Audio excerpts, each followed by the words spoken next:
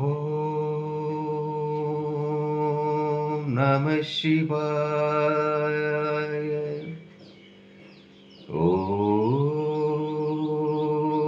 நம சிவாய. ஓம் நம சிவாய. அன்பான சிவ அன்பர்களே, கடந்த நாட்களில் நம்ம சிவபெருமானுடைய மாவட்டத்தோறும் உள்ள தேவார பாடல் பெற்ற ஆலயத்தை பற்றி நம்ம பார்த்துட்டு வரோம். அந்த வகையில் நம்ம இன்னைக்கு பார்க்க போகிற ஒரு ஆலயமும் ஒரு தேவார பாடல் பெற்ற ஆலயம்தான்.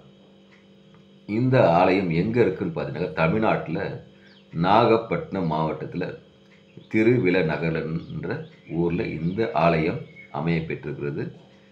இங்கு மூலவர் பார்த்தீங்கன்னா உச்சிரவனேஸ்வராவும் வஜ்ரவனேஸ்வராவும் துறை காட்டும் வள்ளலாரும் காட்சியளிக்கிறாங்க.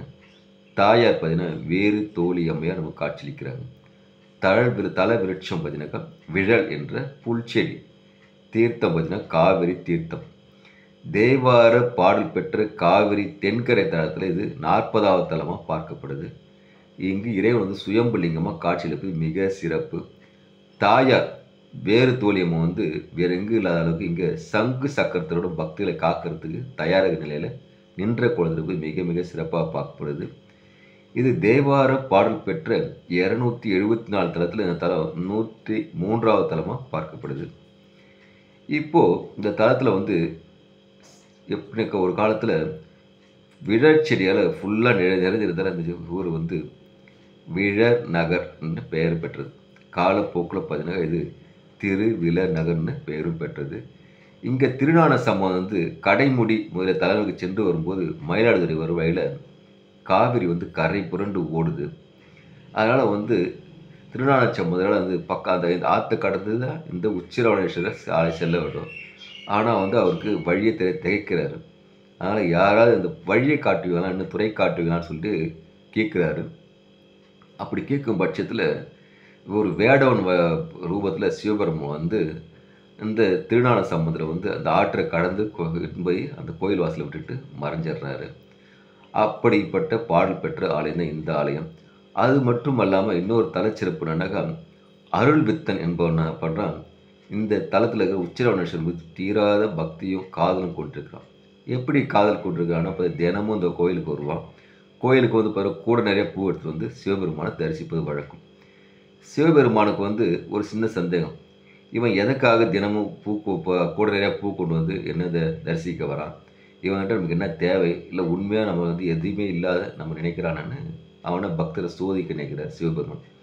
அப்படி சோதிக்க நினைக்கும் போது இந்த காவிரி ஆற்று கடந்து தான் இந்த அருள் வித்தன் என்ன பண்ணுவான், பூ கூடையை தூக்கிட்டு இந்த ஆலயத்தை நோக்கி வருவான், கடந்து வந்து செய்வான்.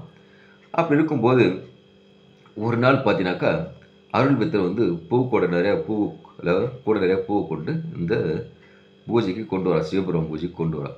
அப்படி கொண்டு வரும்போது பார்த்தீங்கன்னாக்கா அந்த ஆற்றில் காலை வைக்கும்போது ஆற்றில் வந்து பெருவெள்ளம் ஏற்படுது. பெருவெள்ளத்தை சிவபெருமான் ஏற்படுத்துறாரு.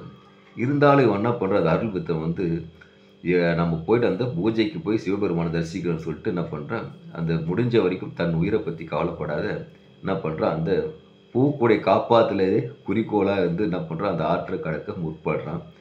அப்படி முற்படும் போது பார்த்தீங்கன்னாக்கா இவன் எண்ணமெல்லாம் திருப்பள்ளி எழுச்சி காணுவது சிறப்பாக இருக்குது. திருப்பள்ளி எழுச்சிக்கு சென்று இந்த பூவை கொடுக்கணும், சிவபெருமானை தரிசிக்கணுன்றதுலேயே அவன் என்ன ஃபுல்லாக இருக்கிறதால சிவபெருமான் என்ன பண்ணுறாரு, இவனும் துறைக்காட்டு வள்ளலாராக வழிகாட்டி இந்த ஆற்றை கடந்து அந்த ஆளை சென்று விடுறாரு. இதனால தான் அந்த அருள் பக்தருடைய பக்தியை பாராட்டி இந்த அருள் பக்தனுடைய இறை என்பது உலகுக்கு தெரிய வைக்க சிவபெருமான் இந்த ஒரு நாடகத்தை ஆட்டிக்கிறார். அவ்வளோ சிறப்பு பெற்ற ஆலயம் தான் இந்த உச்சிரவனேஸ்வரர், வஜ்ரவனேஸ்வரர், துறை காட்டும் ஈஸ்வரர் பல பேரில் அழைக்கப்படுற இந்த திருவிலநகர் இருக்கிற ஆலயம்தான்.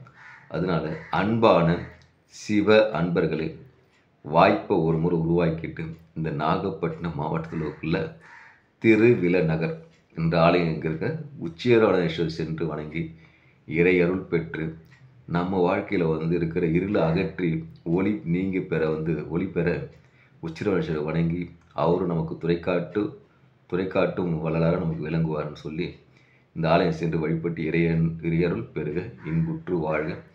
ஓம் நமச்சிவாய வாழ்க. நாளந்தால் வாழ்க. இமை பொழுதும் என் நெஞ்சில் நீங்காதார் தாழ் வாழ்க. ஈசனடி வாழ்க, எந்த அடி வாழ்க என்றவரை ஈசன் அருள் பெற்று இன்புற்று வாழ்க. ஓம் நமச்சிவாய. ஓம் நமச்சிவாய. ஓம் நமச்சிவாய. அன்பையை விதைப்போம், அன்பையை அறுவடை செய்வோம். ஓம் நமச்சிவாய.